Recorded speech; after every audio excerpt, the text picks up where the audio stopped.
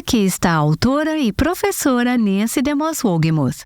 Você já teve a sensação de que se não gritar, seus filhos não vão entender? Bem, pode parecer assim a curto prazo, mas a longo prazo, a doçura dos lábios aumenta o aprendizado.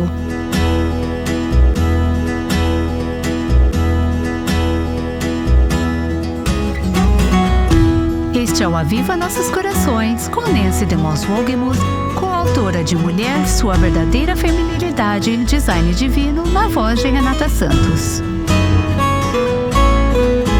Nancy continua na série O Poder das Palavras.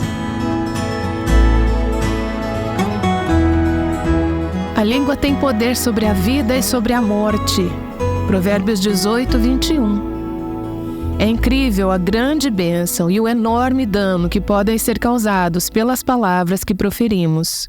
Temos examinado o livro de Provérbios para obter sabedoria do coração de Deus sobre nossas línguas.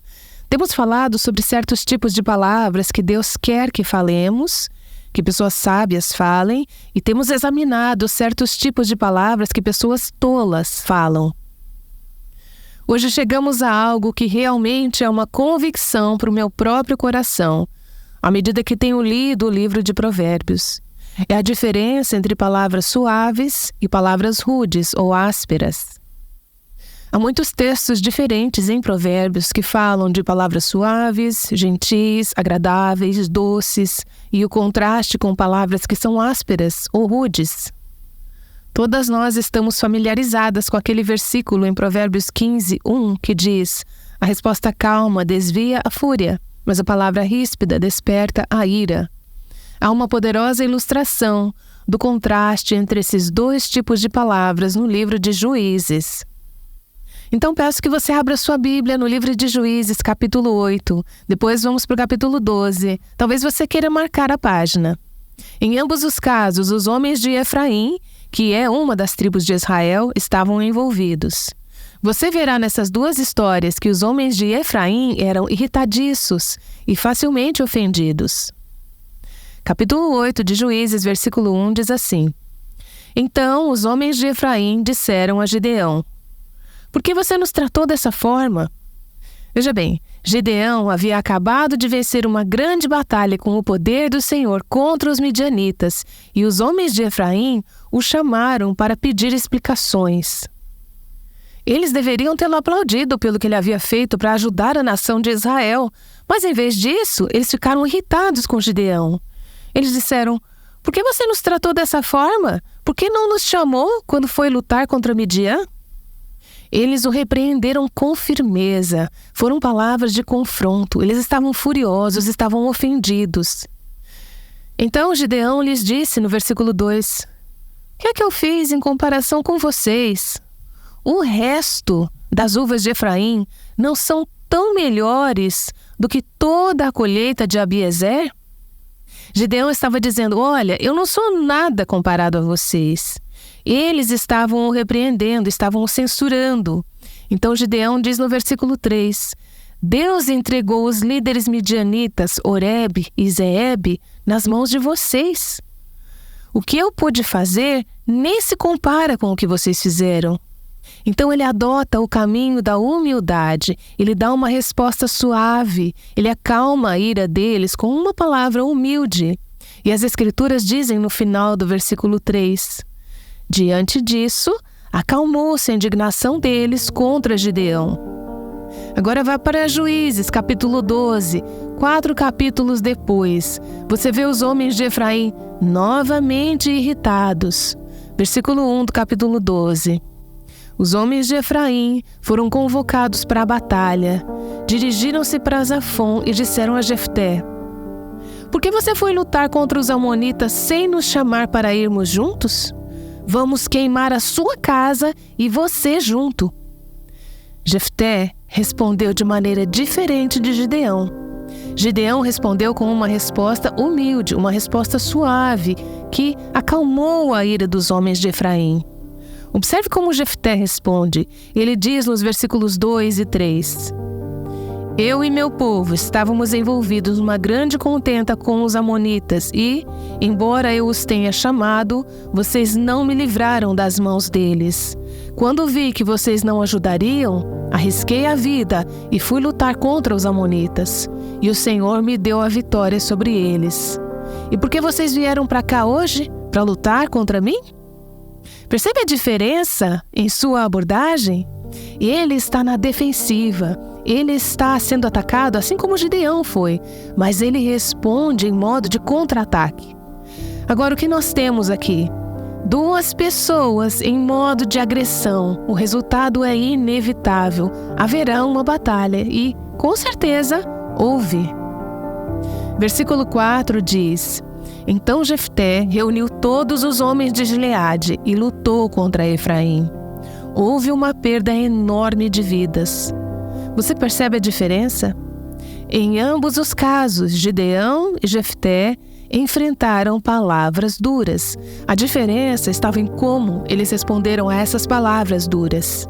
Em um caso, no caso de Gideão, ele acalmou a situação irritada. No caso de Jefté, levou a uma guerra. Você costuma ser mais como Gideão ou como Jefté? Quando responde a palavras rudes, a palavras dolorosas, a palavras que não são ditas de maneira agradável ou palavras que te atacam. Em todo o livro de Provérbios, vemos essa ênfase em ter palavras que sejam gentis, agradáveis e doces. Eu acho que este é um tema especialmente relevante para as mulheres nos dias de hoje. Se você assiste televisão, e eu espero que não o faça em excesso, perceberá que a forma como as mulheres se expressam na maioria dos programas de TV atualmente pode influenciar sutilmente o nosso modo de comunicação. Essa influência penetrante tornou-se parte integrante de nossa cultura, levando as mulheres a adotarem uma postura áspera e brusca, utilizando linguagem tola e expressando vulgaridades. Isso se aplica até mesmo, creio eu, a muitas mulheres cristãs nos dias de hoje. Observa-se uma comunicação ríspida, com tom elevado, áspero e dominador, em vez de palavras amáveis, doces e agradáveis. Não é surpreendente que estejamos formando uma geração de adolescentes que, em muitos casos, expressa rudeza e falta de amabilidade em sua fala. Em muitas situações, eles estão refletindo o que ouviram em seus lares, influenciados pelos adultos à sua volta. Provérbios 16, versículo 21, nos diz que o sábio de coração é considerado prudente. Quem fala com equilíbrio promove a instrução. Você já teve a sensação de que, se não gritar, seus filhos não vão entender? Bem, pode parecer assim a curto prazo, mas a longo prazo, quem fala com equilíbrio promove a instrução. Como mãe, você está sempre ensinando seus filhos. Não importa se é como cozinhar, como lavar a louça, como resolver problemas de matemática ou interpretação de texto. Isso deve ser algo que te anima. Perceber que você pode motivar seus filhos a aprenderem falando palavras doces. Você pode criar um ambiente em sua casa que seja propício ao crescimento. Eu só levei 2 multas por excesso de velocidade na vida, e ambas foram durante meus últimos 2 anos de faculdade, quando eu morava no sul da Califórnia. Quando penso nisso agora, é loucura. Eu estava dirigindo muito rápido na estrada de Pasadena, que é uma rodovia muito sinuosa com faixas estreitas. Da primeira vez, o policial me parou e foi meio ríspido ao tratar a situação. Eu paguei a multa, mas reagi de maneira errada em meu espírito, eu devo acrescentar isso. Ele é a autoridade, eu não sou. Mas, na minha arrogância, reagi de maneira errada à sua aspereza. Não demorou muito, e eu ainda estava acelerando. Não tinha aprendido a lição e fui parada novamente. Dessa vez, o policial abordou a situação de maneira completamente diferente. Ele tinha uma resposta gentil e expressou preocupação com o meu bem-estar por dirigir como uma louca na estrada. Perceba, ambos estavam certos. O primeiro estava certo no que disse, mas eu fiquei tão convicta pelo espírito daquele segundo policial, sem falar no fato de que eu não queria pagar mais multas por excesso de velocidade, é claro, que mexeu seriamente comigo e eu mudei meu estilo de vida, mudei minha maneira de dirigir. Bem, eu não posso dizer que eu nunca mais passei do limite de velocidade novamente, mas eu dirijo de forma muito diferente hoje e tenho feito isso desde então. Quem fala com equilíbrio promove a instrução. Não estou justificando minha falta de resposta ao primeiro policial. Só estou dizendo que o espírito do segundo realmente ajudou minha resposta a ser uma de aprendizado. Provérbios 16, versículo 24, nos diz: as palavras agradáveis são como um favo de mel, são doces para a alma e trazem cura para os ossos. Palavras agradáveis são doces para a alma e saúde para os ossos. Palavras agradáveis ministram graça, ajuda, força, saúde e integridade àqueles que as ouvem. Provérbios 18, 23 é um versículo que o Senhor tem usado em minha vida muitas vezes ao longo dos anos. Ele diz: o pobre implora misericórdia, mas o rico responde com aspereza. Isso pode ser verdade em termos de pobreza e riqueza material.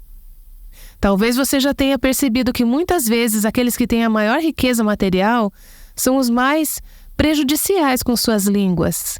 Eles podem falar com aspereza e sentir que podem ficar impunes. Mas acho que isso se refere a algo ainda mais profundo do que riqueza ou pobreza material. Tem a ver com a humildade de espírito que Cristo deseja que tenhamos. A pessoa humilde usará súplicas, usará apelos, enquanto a pessoa arrogante em seu espírito falará com aspereza aos outros. E então lemos em Provérbios, capítulo 25, versículo 15, que seria difícil de acreditar se não estivesse na palavra de Deus, mas está na palavra de Deus. Provérbios 25, 15 traz uma promessa incrível. Com muita paciência pode-se convencer a autoridade, e a língua branda quebra até ossos. Agora pense em uma língua gentil. A língua em si não é um membro muito forte do nosso corpo fisicamente. Como uma língua gentil pode quebrar um osso? Um osso é algo duro. Bem, o provérbio está dizendo aqui que com muita paciência, suportando a outra pessoa por muito tempo, a pessoa em autoridade pode ser persuadida. Se você tem paciência e palavras gentis, palavras suaves e humildade, essas são armas poderosas. Pense naquela autoridade no trabalho ou em sua casa que simplesmente não está enxergando as coisas corretamente. Como você lida com essa pessoa? Você pressiona? Você exige? Você insiste? Ou você espera? Tem paciência?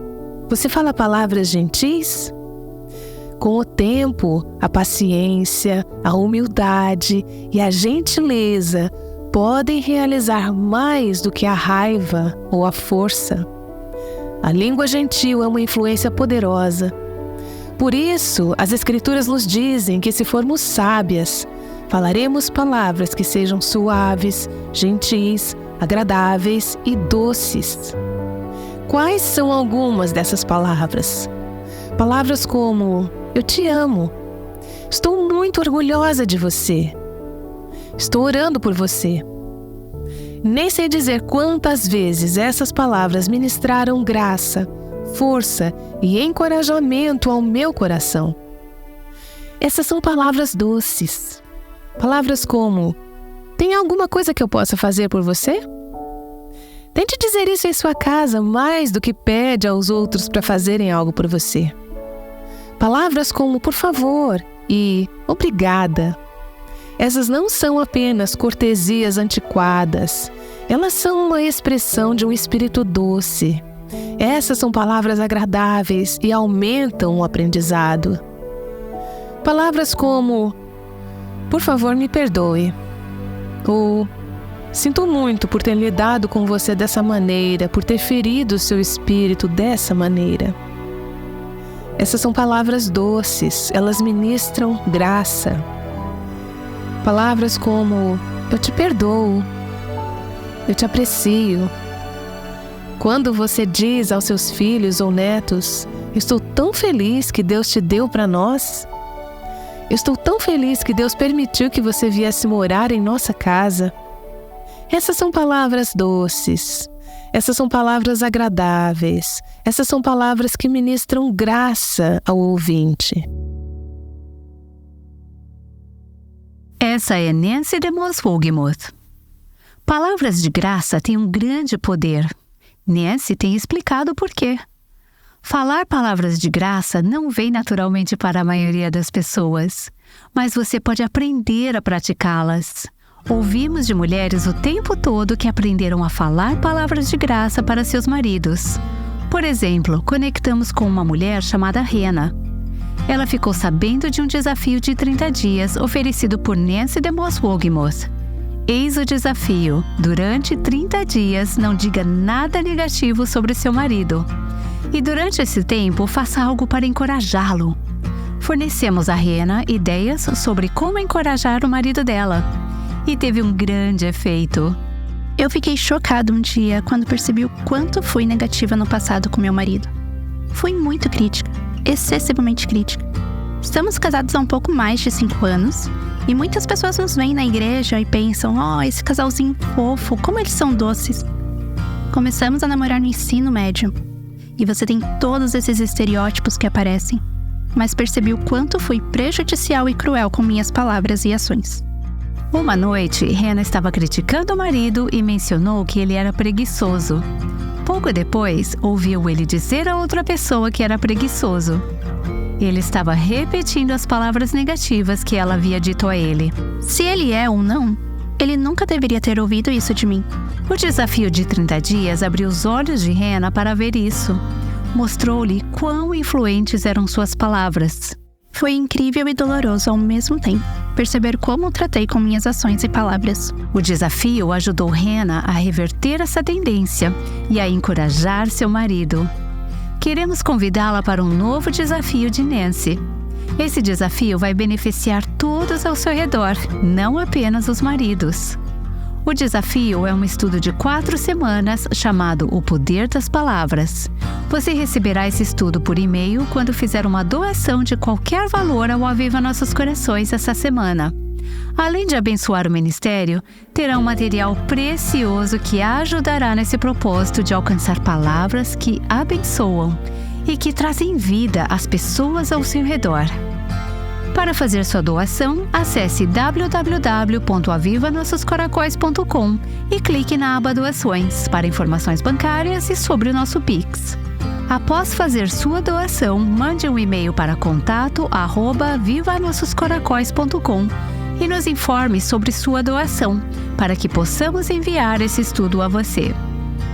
Esse estudo será um lembrete diário para dedicar todas as nossas palavras ao Senhor e à sua glória. Você aproveitará ainda mais esse conteúdo se convidar um grupo de amigas ou familiares para se unir a você nessa jornada de 4 semanas. Assim, vocês poderão se animar mutuamente e compartilhar o que estão aprendendo. À medida que continuamos a explorar o poder das palavras, estamos prestes a considerar o impacto vitalício que as palavras podem ter. Algumas mulheres em nossa audiência têm ouvido essa série conosco e vão nos contar sobre o poder que as palavras tiveram em sua vida. A música sempre fez parte da minha vida. Quando eu tinha 5 ou 6 anos, no meu primeiro recital de piano, voltei depois de tocar uma pequena peça e disse: "Mãe, eu fui super bem", ou algo assim. Não lembro as palavras exatas.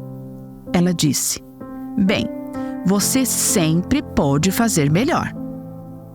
Desde então, tenho tido muita dificuldade em sentir que sou capaz.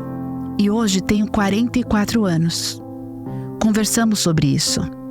Mas mesmo assim, me pego fazendo a mesma coisa com meus filhos e preciso trabalhar nessa área e orar mais a respeito.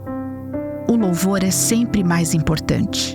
Com suas palavras, minha mãe disse que queria comunicar o seguinte: Susan, eu só queria ter certeza de que você não tinha um coração orgulhoso.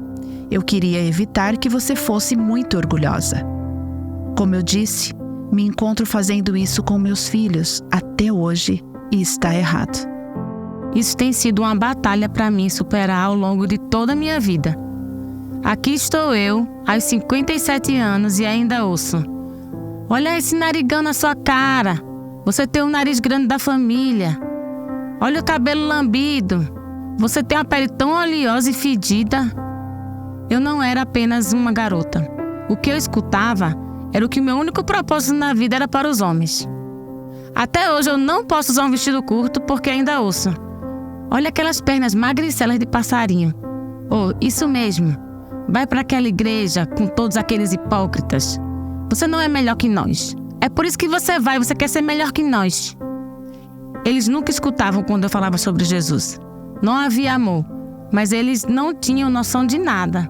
Eles estavam muito mais machucados do que eu e sinto muito pelo sofrimento deles. Eles não estão vivendo, quase nenhum deles está.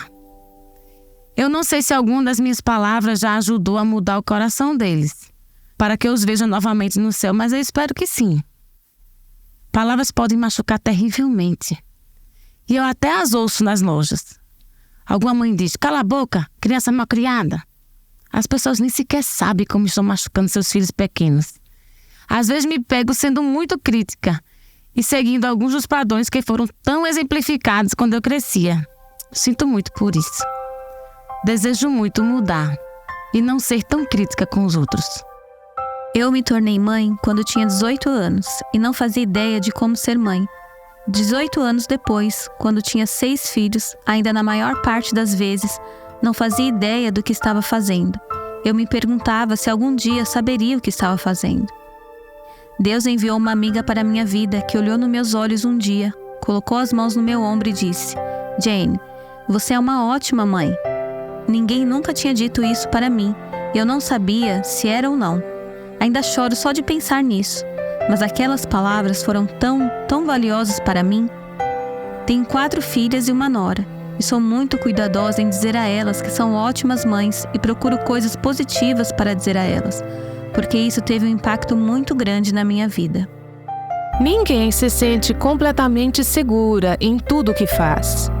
Deus pode usar esse tipo de palavras encorajadoras, seja como mãe ou em qualquer outro aspecto de nossas vidas, para fortalecer partes de nós que ainda são fracas.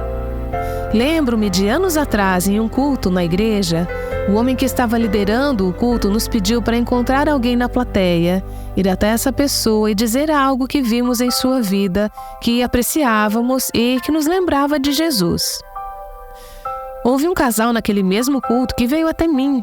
Eles se aproximaram de mim e o homem disse: quero que você saiba que uma das coisas que apreciamos em sua vida é que vemos um espírito de mansidão, um espírito gentil e tranquilo, um espírito calmo em sua vida. Bom, eu fiquei muito surpresa, porque em primeiro lugar, se houvesse palavras ou adjetivos que eu usaria para me descrever, especialmente naquela época e até hoje, mansa e quieta não seriam as primeiras palavras que me viriam à mente. Eu sei que a esposa desse homem, sua esposa estava ao lado dele, é uma mulher verdadeiramente mansa e de espírito tranquilo diante de Deus. Eu me senti o oposto disso ao lado dela, mas aquelas foram palavras ditas com tanta sinceridade. Deus usou o encorajamento daquelas palavras em uma área onde eu me sentia muito longe do meu objetivo, para me dar a sensação de que havia esperança, de que essas qualidades, pelo menos havia sementes dessas coisas que sei que são preciosas para o Senhor, que estavam na minha vida.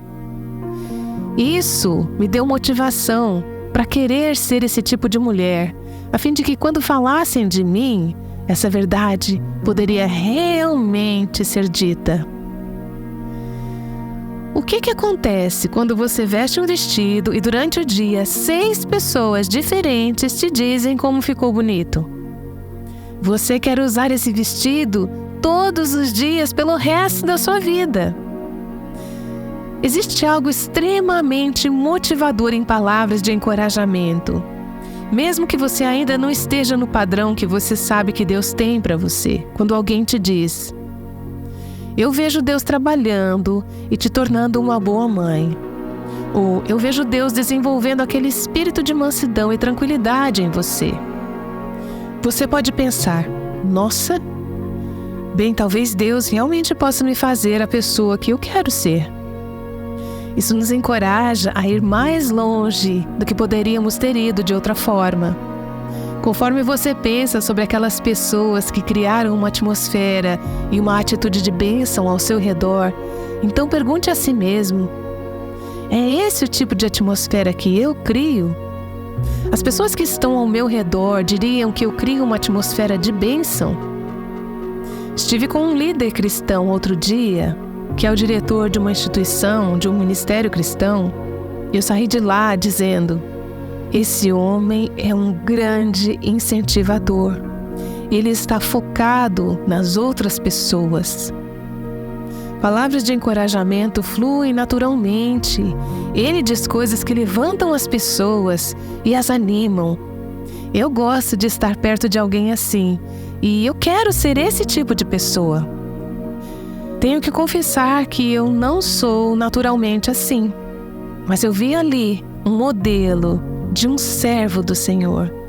E eu disse que eu quero que a minha vida crie uma atmosfera onde as pessoas saiam dizendo: fui abençoada, fui encorajada. Elas diriam: é o tipo de pessoa que eu quero ser, porque isso me lembra de Jesus.